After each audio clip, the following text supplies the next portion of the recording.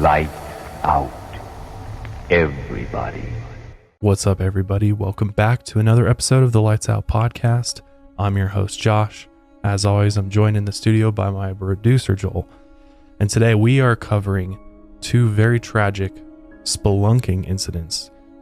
One that occurred at the Nutty Putty Cave, and the other very close nearby in Y Mountain, or the Cave of Death. Spelunking is one of those activities that has never really appealed to me. Yeah, same here. I feel like there's just something very unnatural about going underground. Mm-hmm.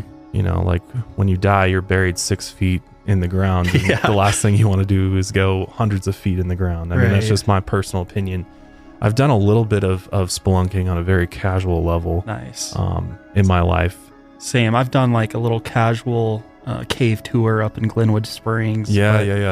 We've done that too. Yeah. That's very chill. I mean, you're going, I don't even know how deep you go in that cave. Yeah, it's not deep. Not even like 100 feet probably. And it's not like you need to be attached to any ropes or anything. So Yeah, there's definitely no cave diving involved with that. No. That's just cave diving in itself just horrifies Yeah, me, scary. honestly. There's something about, diving in itself has been something that's kind of been a fear of mine, and let alone diving in water while surrounded by, in an enclosed space. Yeah. If you're a claustrophobic person, I am. I would say then I you am. would hate that. Oh yeah. Yeah, I was in Mexico recently this year, and we went to some cenotes, is what they're called, basically fresh underground pools, and people go cave diving into these cenotes, and I was not diving at all, but I was swimming around on the surface with goggles on, and you could see the cave divers coming out of the cenotes, and they go miles under there. Oh wow. Where they have to pull the line all the way through and then follow it back. Jeez. And that to me just seems like, I'm sure it's thrilling. I'm sure it's Yeah.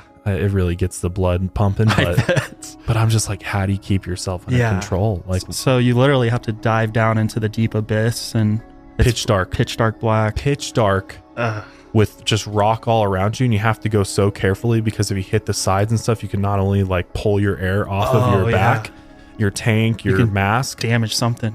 you could clip rock off, you could close my passageways, God. you could there's so many things that can go wrong with cave diving. It's one of the most dangerous activities in the world, I would believe say. it. So these two incidents that we're covering today are very, very sad and tragic stories, and really just worst case scenarios that play out when it comes to spelunking. So that is what we're going to dive in today. I've wanted to sort of move into some other topics that are just really fears for everybody. I mean, some people like to do spelunking and cave diving, but I think the majority of us kind of share that same fear of like, that would just be absolutely terrifying. It's not always other humans that scare us, or creatures, or just things of our imagination, or hauntings and stuff. Sometimes it's just sort of normal activities that people do that can be some of our greatest fears. I feel like, And the environment around us. yeah, the natural environment that you're in can definitely create that fear and claustrophobia. I mean, Ooh. that's a real fear for many people. So, Yeah. But before we get into the episode, I wanted to remind everybody that our podcast is now available in video form on Spotify, in addition to YouTube, which is really cool. We're one of the first podcasts to sort of be granted this ability from Spotify. So we feel really lucky to be one of the shows that they're sort of promoting with the new video version of the podcast out there. So you can now watch the show on Spotify. Also, YouTube is a great place to watch. Joel puts a ton of time in creating sort of a visual experience to go along with the show that many of you have come to love, and honestly I love, because it just helps enhance and really paint that picture for you of what you're actually listening to, and you start to really visualize it when he's got all these images and clips running during the actual episode itself. And it goes absolutely perfect with your voice. I mean, smooth like honey. Love it, man. Love it. Yeah. So yeah, if you want an easy way to support the show, it's absolutely free, is subscribing to our YouTube channel, which we're like less than 1,000 subscribers away from 300,000. So thank you so much. And then on Spotify, if you go and follow us, that really does help us out as well. So we'll have links to all that in the description for you. But lastly, I wanted to remind you that my CBD company, Higher Love Wellness, we just released merch actually. So we've got like sweatshirts, hoodies, t-shirts, all that kind of stuff. So if you want to support the show and rep my CBD brand, that is out there that ships worldwide, including Canada, which is awesome. It's just a great way to help support us if you're a fan of our work and just our CBD company. We really appreciate it. We give 10% off to all of our listeners here at Lights Out with code Lights Out at higherlovewellness.com on all of our CBD products. We've got a new CBD oil called Cool Mint. It's absolutely delicious, great in all of your hot drinks during this cold winter weather. But yeah, go check out higherlovewellness.com if you haven't already. But this episode of The Lights Out is brought to you by Native Every Plate in Embark. But let's go ahead and jump into the story of the Nutty Putty Cave incident. So the Nutty Putty Cave is a hydrothermal cave south of Salt Lake City. Its narrow entrance sits in a rocky valley near Utah Lake. The hot water shooting from deep within the Earth's crust formed the cave system over thousands of years, possibly even millions. The minerals in the groundwater slowly stripped away at the limestone walls until a massive cave system formed. It was first discovered in 1960 by Dale Green. He was a local ranger, and one day he noticed water vapors coming out of a nearby hole in the ground while he was tending to his cattle. Dale and his friends decided to check it out, and they started exploring the cave. And it didn't take long for them to realize that they had found a very unique place in Utah's countryside. He ended up giving it the name Nutty Putty Cave because of the soft brown clay that oozed from the walls. The clay was also sound active, meaning that if you screamed at it, it vibrated and oozed all over. Everyone who's ventured into the cave comes out covered in brown muck. And after Dale's discovery, Nutty Putty became one of the most popular caves in Utah, but they knew from the start that its narrow passages also made it very dangerous. It contains 1,400 feet of chutes and tunnels that go 145 feet below the surface of the earth. And since it's a hydrothermal cave, these types of caves are extremely complex, and they feature large domes and three-dimensional passageways. Some of the tiny tunnels lead to massive rooms, and vice versa. 3 of the cave's tightest squeezes are named the Helmet Eater, the Scout Eater, the Maze, and the most infamous, the Birth Canal. And many of the deepest tunnels have been left unexplored, and for very good reason.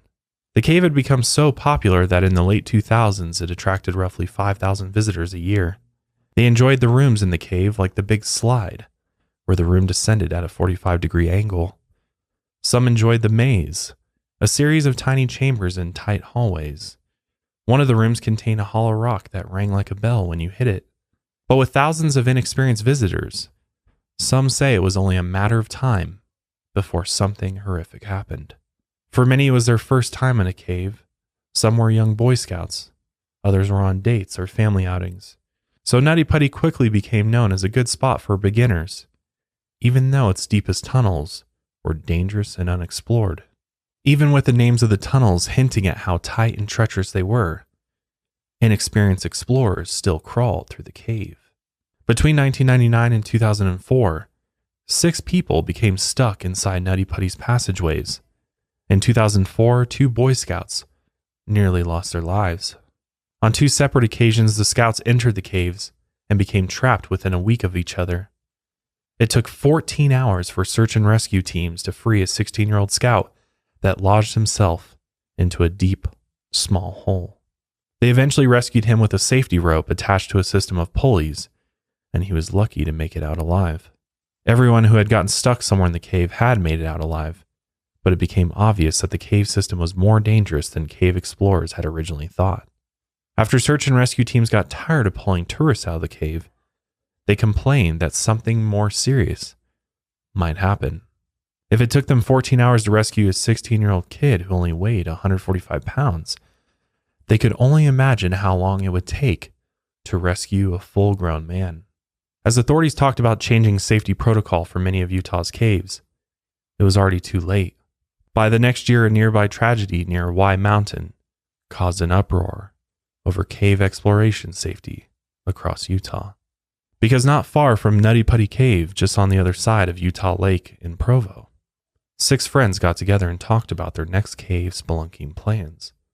On August 17, 2005, 21-year-old Stephen Hunley had dinner with 5 of his friends, and they talked about the legend of the secret cave near Brigham Young University.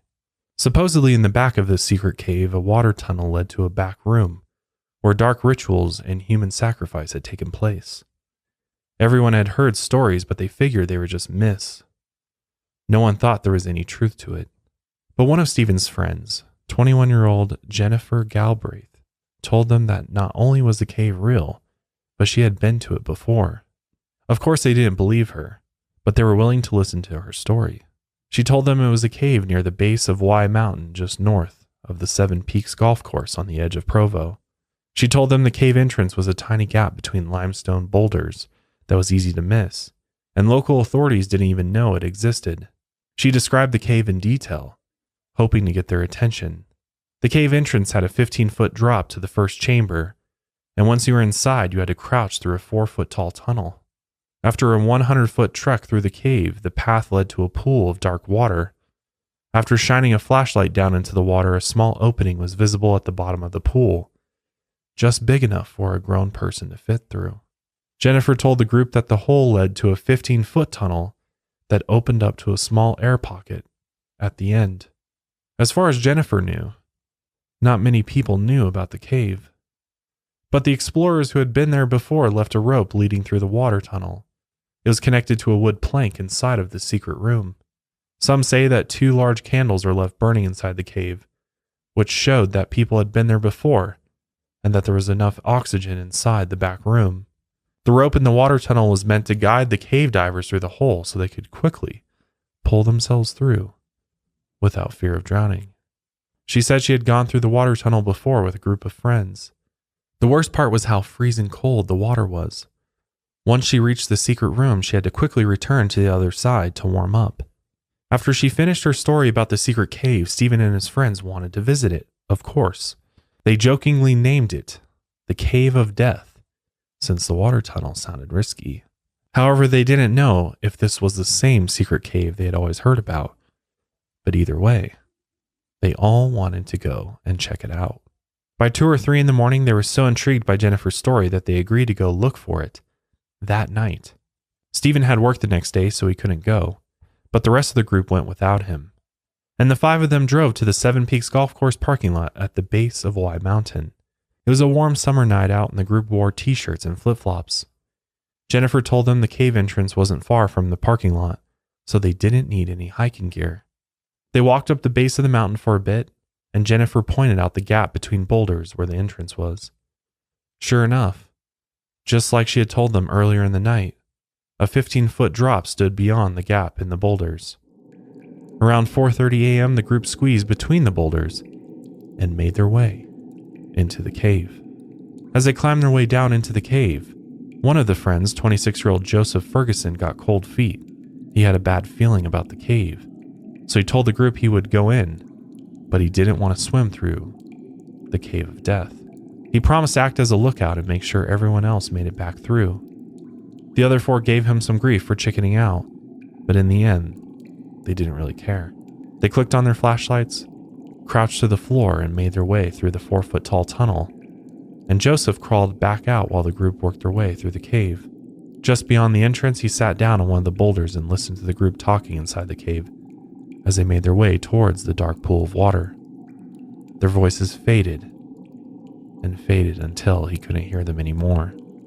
He didn't know how long they would take, so he waited patiently. But after about an hour of waiting, he figured they should have been back already. He hopped off the boulder and looked down into the cave. He didn't hear anyone or see any flashlights, so he figured they were still in the back of the cave just having fun. So he sat back down on the boulder and waited almost another hour. At that point, he knew something was terribly wrong. He looked back down into the cave, but he didn't see or hear anyone. It was pitch black and dead silent. So he figured the only thing to do was call the police, and he did at 6:25 a.m. The sun began to rise over the mountains, and every minute passed, and they didn't show up. And Joseph feared the worst. When police finally arrived, they were surprised that no one had ever reported the cave to authorities since it was so close to the golf course parking lot. After Joseph gave them a rough description of the cave layout, they realized how much of a hazard it would be. So they immediately started shucking water out of the cave with a sump pump while also pumping oxygen into the cave. After removing about 6 inches of water, they could crawl through the tunnel instead of holding their breath and swimming through it. They entered around 9:30 a.m., nearly 5 hours after the group had first entered the Cave of Death. As the rescue team shined their flashlights, they made their way into the cramped tunnel. And as they crawled a bit deeper into the cave, they discovered what Joseph feared the most. As they kept their flashlights pointed down the water-filled tunnel, they spotted the top of someone's head, face down in the water. It was Jennifer's dead body, gently floating on the surface. Her head pointed towards the entrance, so the rescue team figured she was on her way back through the tunnel. Rescuers decided to remove more of the water before continuing on, and after another hour passed, they removed around 2 feet of water, and they returned to the tunnel and shined their lights further into the cave, where they found the bodies of 3 other friends right behind, where they discovered Jennifer. Their clothes and hair were completely soaked, and their skin had begun to turn blue. Authorities figured that the group had made it all the way into the back room where 6 to 8 people could fit, and then began making their way back towards the entrance. But along the way, Jennifer became stuck and drowned about halfway through it. One of the rescuers, Dave Bennett, said he couldn't tell how cold the water was since he was wearing a wetsuit, but he figured that hypothermia could have been a factor. After Jennifer drowned, her body blocked the passageway, and since the tunnel was too small, the next person in line probably tried to pass her, but couldn't fit. And since they couldn't communicate with each other underwater, the second person in line couldn't back out of the tunnel because 2 more people blocked the tunnel behind them. And the person in the back had no idea what was going on in front of them. So the swimmers were all pinned. The tunnel was pitch black, so confusion and panic quickly set in. They began thrashing and kicking, hoping the last person in line would back their way out of the tunnel. But it was too late. In their last moments, each of them inhaled several gulps of water before drowning to death in the cold, dark cave of Y Mountain.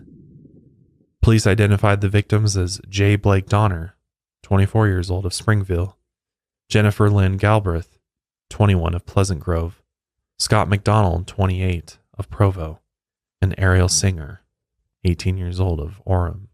After authorities removed their bodies, they decided the cave was far too dangerous to leave open to the public. They sealed the entrance shut with cement so no one would ever enter the cave again. And if you remember, before setting off for this deadly spelunking expedition, they had jokingly given it the nickname, the Cave of Death. And that's exactly what it turned out to be. Following the tragedy in the cave of Y Mountain, Utah news outlets began questioning the safety of local cave systems. So Nutty Putty was closed in 2006 over safety concerns. Authorities were on high alert after the growing reports of people getting stuck or dying inside of the caves. After recent events, they began reevaluating safety precautions, and Nutty Putty Cave remained closed for nearly 3 years, until May of 2009. The cave operators signed a cave management plan with Timpanogos Grotto. They set up an online reservation system so that only one group was allowed into the cave at any given time, and the reservation system made it so that the operators had a list of names for whoever was in the cave, and it was a good way to make sure the cave was never overcrowded. At night, they closed and locked the entrance so no one could sneak in, and they also limited access to only people who had proper gear, skill, and previous experience with cave exploring, or they would have to be accompanied by a guide. And despite all of these efforts to keep the cave safe, tragedy struck once again. So this leads us to the tragic story of John Edward Jones. But before we dive into that, we're going to take a quick break and we'll be right back. As many of you guys know, I have a lot of pets. I have 4 dogs, 3 cats, and 3 rabbits. My doggos, though, I absolutely love them. I've got 2 big guys and 2 little guys. And 3 of them, I know for sure what breed they are. I've got 2 Havanese, a Great Pyrenees, but then I adopted a dog which I had no idea what breed she was. They said she was a German Shepherd mix when I adopted her. And so that is where Embark DNA tests for pets came in. Embark, I did an Embark test for all 4 of them actually, just to confirm that they're actually purebred, because you never know these days. And Embark has a purebred test. So if you have a certificate that your dog's purebred, they have a specific purebred kit for your dog. But if you have a dog that is a mix, then they have a special kit for that as well. It's called the Embark Breed and Health Kit. And I was really curious to figure out what my dog Lucy was, because she looks like a bunch of different types of dogs. You try to Google it and figure out what kind of dog she is. And I really had no idea. So that's when I got the Embark kit. All I had to do was a simple cheek swab in her cheek. There's no, doesn't bother him that much. You just swab the inside of her cheeks. I sent it off. And then Embark came back and gave me this really awesome report and breakdown of exactly down to the percentage type of dog breed she is. And let me tell you, she was a wild mix that I never would have even guessed. So the actual shelter said she was a German Shepherd mix, but it turns out that Lucy was 19% Great Pyrenees, which I would have never guessed. But now that I know that, it makes a lot of sense, because she's got these really long legs, and Pyrenees are known to have long legs, and it looks like my Great Pyrenees Oakley. She's also 15% Blue Tick Coonhound, which I had never even heard of, 14% Labrador Retriever, 13.8% German Shepherd dog. So I guess she's a German Shepherd mix, but that was 13%. She's 12% Boxer, 11% American English Coonhound, 4.4% Black and Tan Coonhound, and then just 9% Super Mutt. So she is a true mixed breed. But I loved being able to get all of that information for her. But not only will Embark confirm what type of dog you have, but they'll also be able to give you some unique insight to genetic conditions that she might be predisposed to. Embark offers the most scientifically advanced dog DNA test, and their test analyzes more than 230,000 genetic markers, and that's over twice as much genetic data than the competition. And right now, Embark has a limited time offer on their breed and health kit and purebred kit for our listeners. Go to embarkvet.com to get free shipping and save $50 with promo code LIGHTSOUT. That is a huge deal.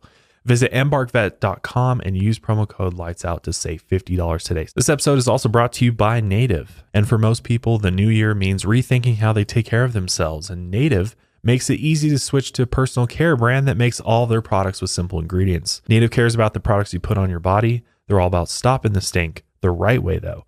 That's the Native difference. Native's coconut and vanilla scented aluminum-free deodorant has been a customer favorite for years.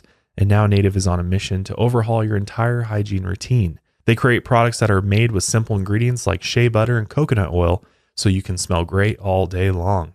Native deodorant checks a lot of boxes. It's aluminum-free, 24-hour odor protection, zero residue on skin application, and over 10 scents to choose from. So now is the time to treat yourself with Native. If you visit their site, you'll not only find just deodorant, but body wash, bar soap, toothpaste, shampoo and conditioner, and even sunscreen. Everything you need to take your self-care to the next level. Absolutely love Native toothpaste. So freaking good. Their deodorant's great. Also, their body wash, I use that all the time as well. I love the natural scents that they have. It just not only smells good, but it just feels good as well. This year, up your personal hygiene routine with Native. Go to nativedeo.com/lightsout or use promo code lightsout at checkout and get 20% off your first order. That's nativedeo.com/lightsout or use promo code lightsout at checkout for 20% off your first order.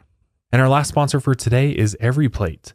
EveryPlate delivers pre-portioned ingredients and easy to follow recipe cards right to your door, so you can spend less time prepping and cooking and spend more time enjoying good food. If you didn't know, EveryPlate is now owned by HelloFresh, which I talk about all the time. EveryPlate and HelloFresh, along with their other subsidiary, Green Chef, have all come together to form one company with a wide array of offerings at all price points for you to enjoy, which is awesome.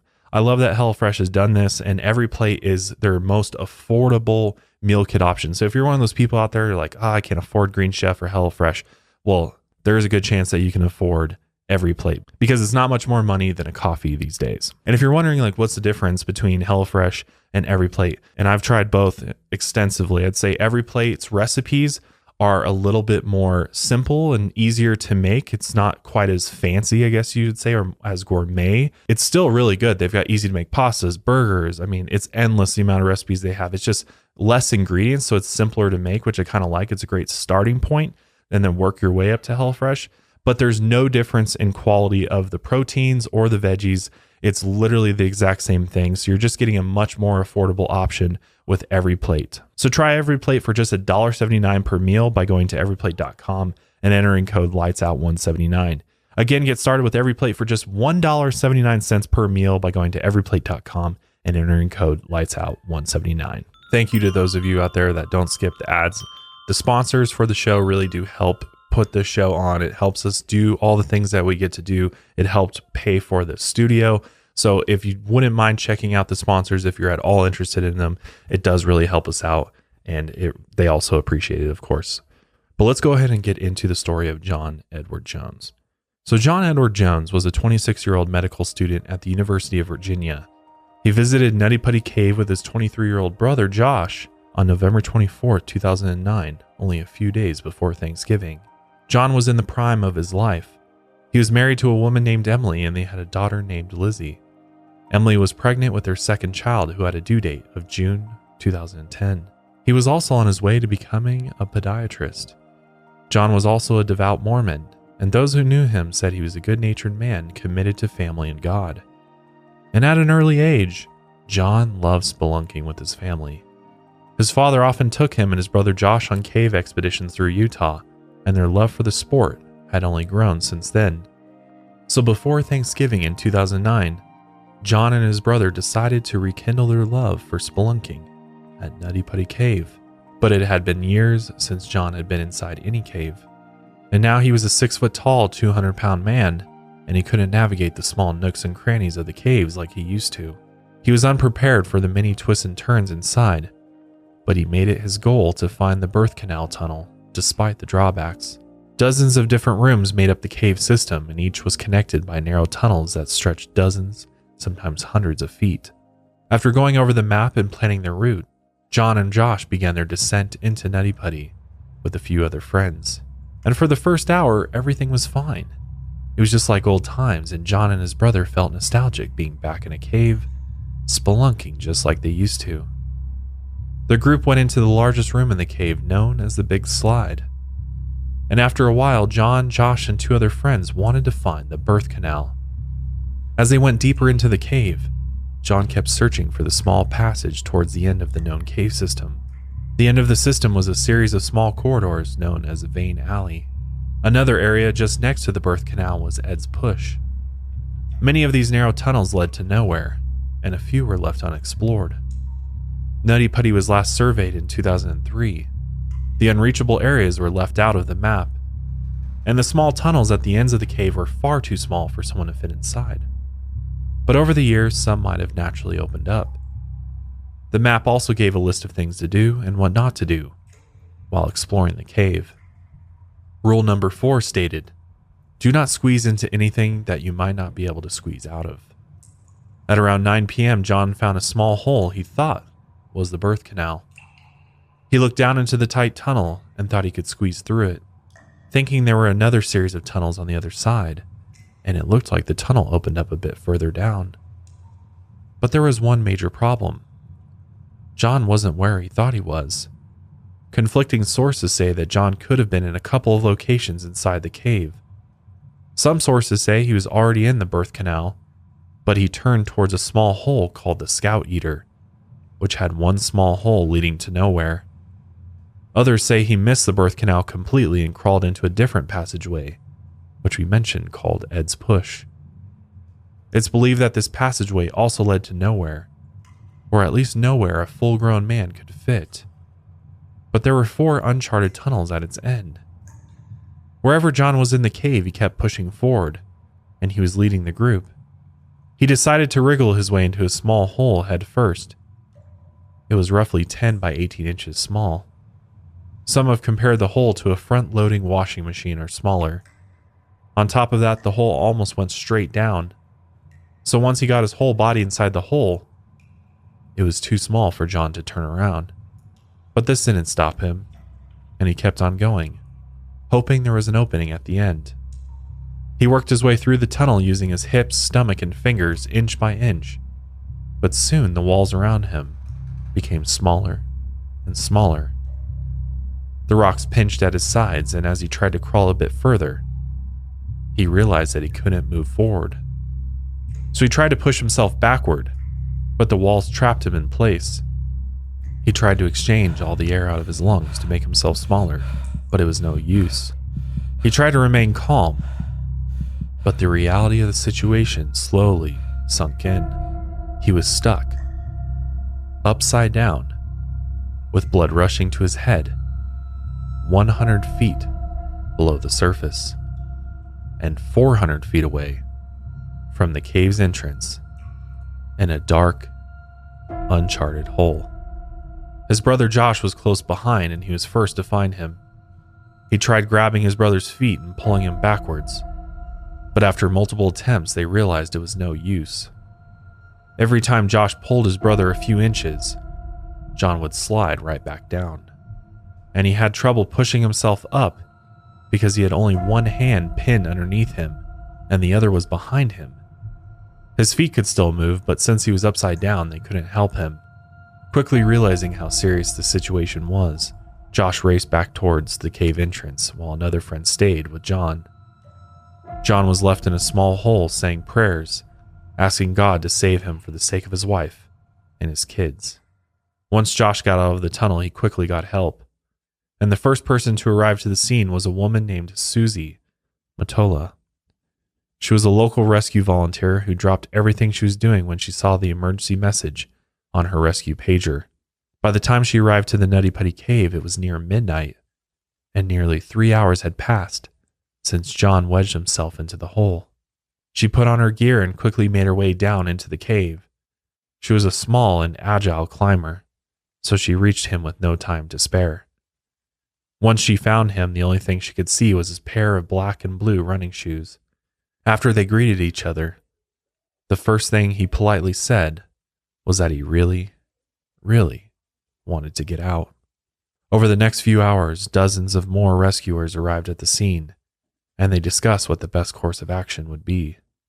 Some recommended lubing the cave walls so they could slip John out, but others were worried that if they lubed the walls, John could slip further into the hole. In the end, they decided to use a rescue rope that would pass through a series of climbing cams.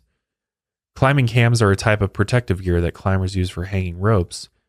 The cams are inserted through cracks in the rock walls and expand so they stay put. And the plan was to put the ropes through climbing cams and attach one end of the rope around John's feet while the rescue team pulled the other end. They also drilled bolts into the walls and attached climbing carabiners to them. They also tried drilling out the rock wall that was surrounding John, but they ran into a few problems.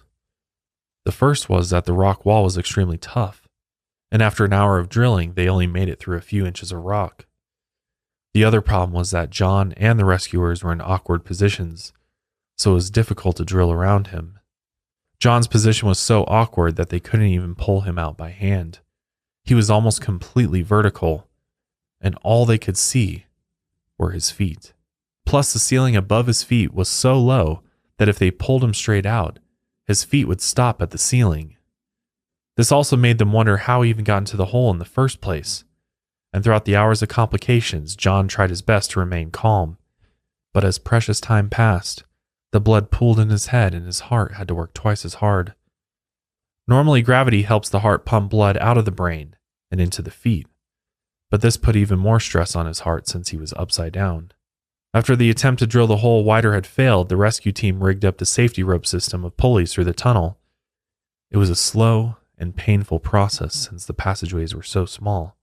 So out of the 100 or so rescue volunteers that showed up, the team tried their best to use the smallest and most agile climbers available. After they tied the rope around John's ankles, the team pulled as hard as they possibly could. At first, they had a bit of luck, and John slowly backed out of the cave an inch at a time, but the pressure of the ropes caused him pain in his legs. They decided to take a break to give John and his rescue team a quick rest, while John hung there inverted. They lowered a two-way radio down to him so he could talk to his pregnant wife, Emily. She had been waiting for him at the entrance of the cave, and they were both agitated and feared for the worst. Their conversation had been kept private, but the rescuers reported that the husband and wife comforted each other the best they could. By this time, John had been stuck in the cave for roughly 19 hours. At any given moment, John would have an outburst of panic, And luckily, after a few deep breaths, he would calm down, especially after the rescuers began making some progress. But as every minute passed, it became harder for John to breathe. His internal organs pressed down on his lungs, and blood had pooled into his head. He risked a ruptured blood vessel, fainting, and even blindness since there was so much pressure behind his eyes. But most of all, after every hour passed, he risked losing his life. Others have died from cardiac arrest after being upside down for only 10 minutes.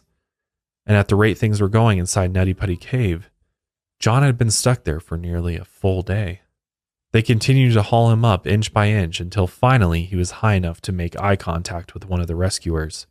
The safety rope system seemed to be working, and although it was a slow process, they were finally getting John up a few feet. When the rescuer asked John how he was doing, he was surprisingly relaxed. He said that he couldn't believe he was upside down, and his legs were killing him, which it wasn't a surprise that his legs were killing him. There were 8 men at the other end of the pulley system yanking on the rope, and every time they moved John a little bit, he would yell in agony. So after every pull, they had to take a break. But despite the agonizing process, when John made eye contact with the rescuer for the first time, he smiled. The safety crew prepared for the 4th pull on the safety rope. As they all yanked as hard as they could, something went terribly wrong. They heard something snap down towards the tunnel. The rope lost its tension, and all the rescuers who held onto it fell backwards. A hard piece of metal came flying through the tunnel and hit one of the rescuers in the face. His body fell to the ground unconscious. John had almost been at the end of his nightmare, but just before he could make it out, the rope went slack, and he plunged straight back down into the tunnel. When the rescuer regained consciousness, all he could see was a cloud of dust and darkness. It took a few minutes for the dust to settle, and when it finally did, the rescuer noticed that the stone arch near John's legs where they had tied the rope had shattered. The next closest carabiner that had been bolted into the clay wall had also broken free and hit the rescuer in the head. The cave had been so popular for its oozing clay walls, but now, these walls were also the reason why their safety rope system had failed. Not only did John fall back down into the hole, but he was now deeper than he had been before. The force of his fall plunged him deeper into the tunnel. In one split second, all the work they had put into rescuing John over the past several hours had vanished. And now the situation was much worse than before, but they didn't give up. The rescuer who had been hit in the head switched places with his dad, who was also on the rescue team.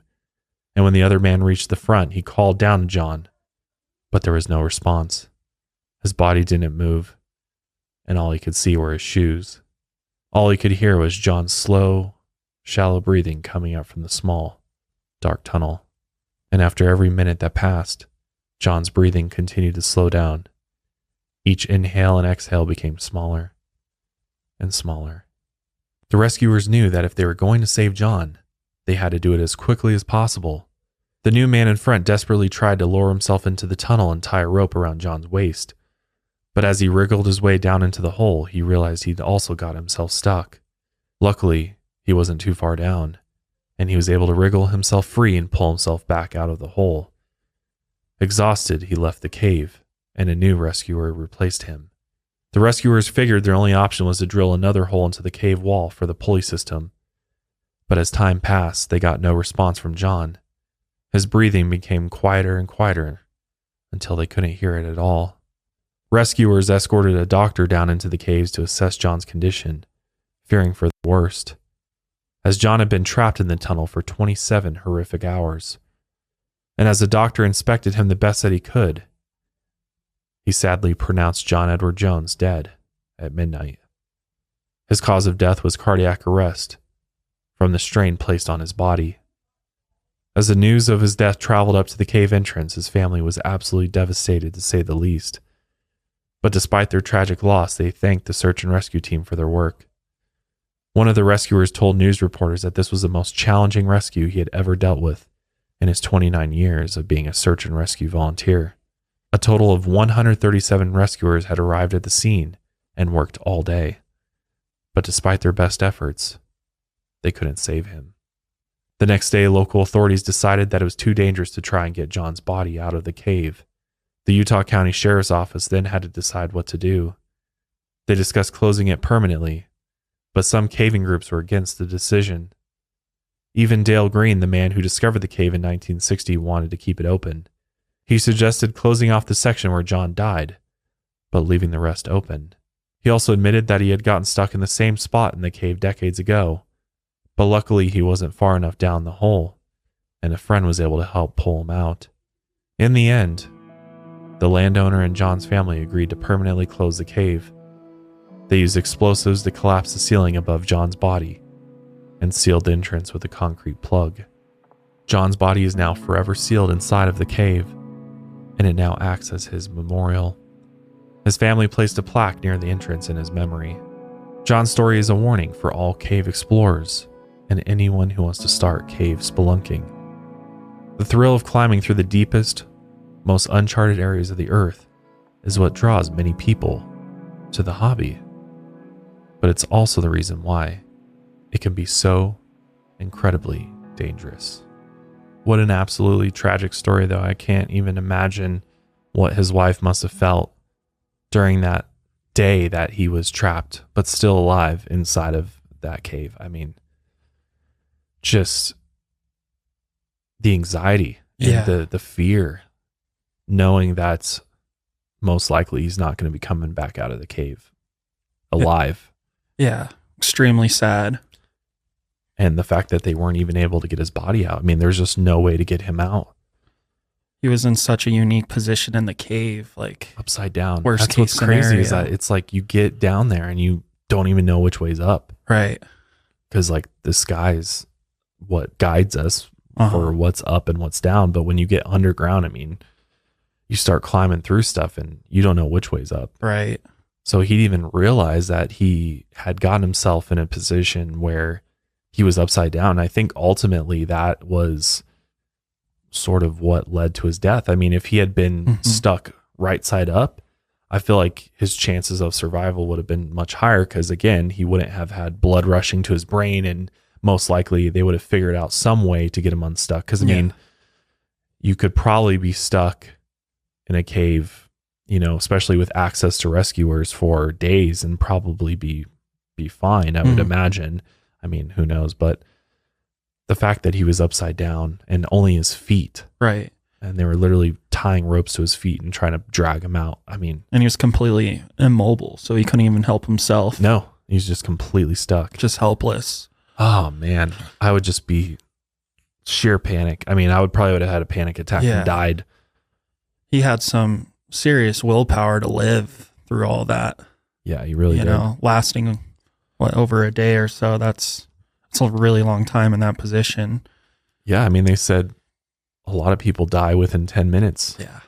I mean, depending on your condition of your body and, what you might predisposed conditions be a lot quicker for most people. But for him, I mean, the fact that he was able to fight that long is truly, truly impressive. And I mean, he gave it everything he got, and man, they got close, and then the rope snapped. That must have just been such a soul crushing moment to realize at that point, especially like hearing that and hearing the rock falling behind you, realizing that this is it. I'm not coming out of this, and just having to come to terms with the reality that this is going to be your final resting place. Yeah.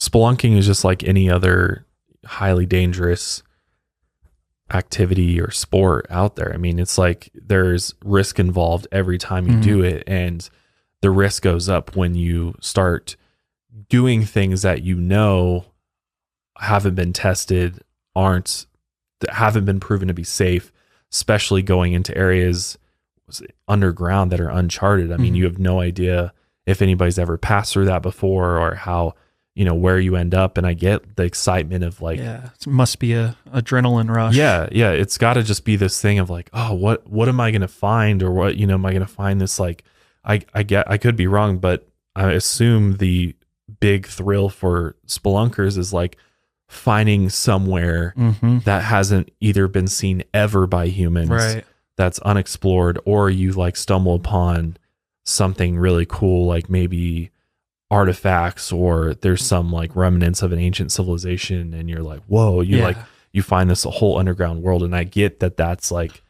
sort of the reason for doing it, but at the same time, it's just like, at what risk, at what cost? Like, especially when you have a family and a child on the way. It's just so horrible. Yeah. I mean, his poor family, and it's just such a tragic story. I mean, there's so many stories out there like this one with other sports and stuff where people do this a million times, and you're like, I've been in dangerous situations before. I've overcome them, or sometimes people do get that sort of invincible feeling or overconfidence where they're like, I can do this, like I'm careful, I'm making sure, but all it takes is that one time where something just doesn't go right. Yeah. And then in John's case, that's what it was. He just, and he even noticed that he was a little bit too big to squeeze through that space. Like when he was younger, he was a lot smaller. So maybe he thought like he could still do it. But yeah, I think it was just, just kind of the overconfidence of like, I used to do this a ton before, but then like, especially when you're crawling through small spaces, like it really helps when you're smaller, physically. And then as a full grown man, I mean, climbing around, I couldn't even imagine doing that now in any capacity. Yeah. I mean, it's just like, especially when you have to get on your stomach and you're like crawling, when you're literally getting to a point where you have to like be a worm, like and shuffle. like worm your way through holes. I'm just like, that's where I draw that's where I draw the line. Yeah. I mean, I draw the line where I'm completely enclosed around me. There's actually a phobia called clithrophobia, which is the fear of being trapped, and I'd say I definitely have that.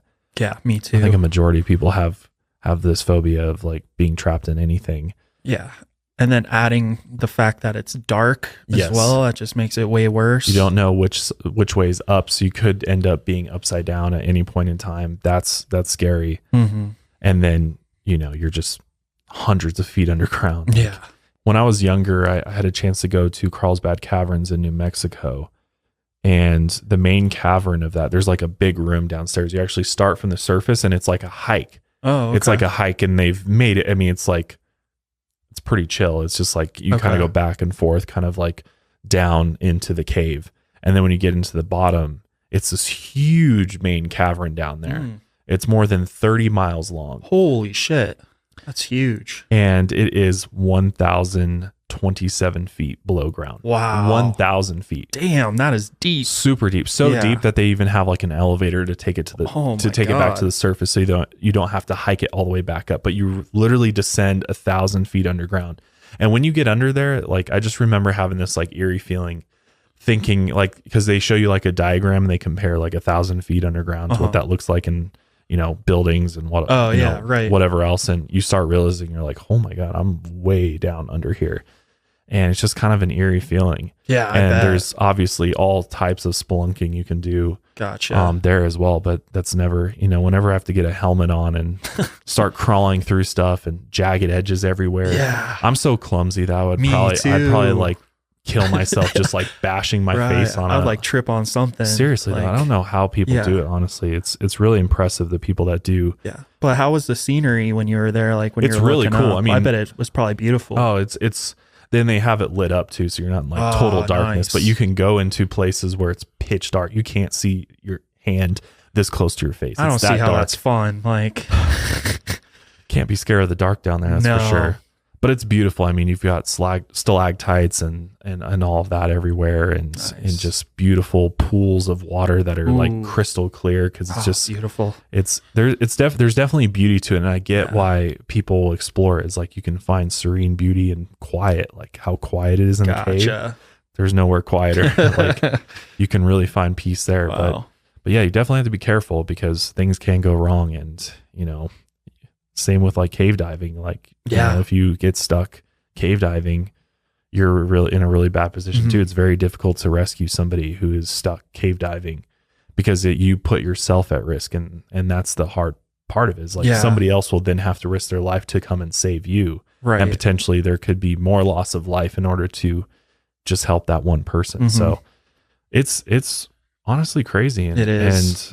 And, absolutely tragic incidents that occurred at these caves that, you know, you definitely don't want to go spelunking without knowing where you're going. Yeah, that's for sure. or without a buddy. I mean, even John had a buddy, and Yeah. just the situation he was in, he couldn't do much. Yeah, and you definitely want to have somebody knowledgeable in spelunking. You don't want to, this isn't for like amateurs or beginners. Like if you're a beginner and you don't just go in there and start looking around, because before you know it, you can get lost.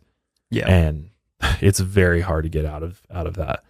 So, well, do you think it was the right move that they closed the cave forever? I mean, honestly, I think out of respect for John, I think it was the right move. And I mean, agree. It's clearly a very dangerous cave, and it's like, it's only a matter of time before somebody else does it, right? Because it's like, if people are able to push the envelope and do something daring and dangerous, they're going to do it. And my guess is that if they didn't close the Nutty Putty Cave, then there would be more deaths in there for sure.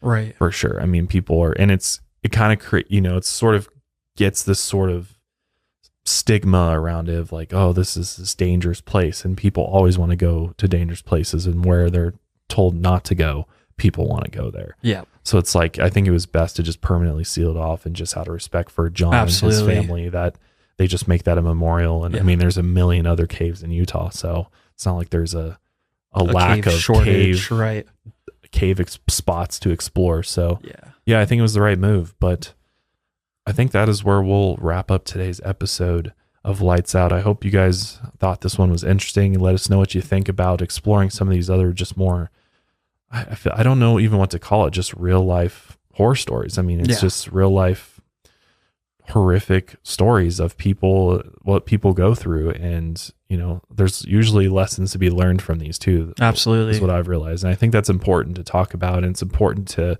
remember John, as well as Jennifer and the others that were lost in the cave of death as well. It's great awareness to keep in mind if you're one of those people want to go explore caves. Like, you know, you know what happens, or what can happen, I guess I should say. So let us know in the comments what you think of these two stories. But that is it for us today. Thanks again for joining us for another episode of Lights Out. And until next time, lights out, everybody.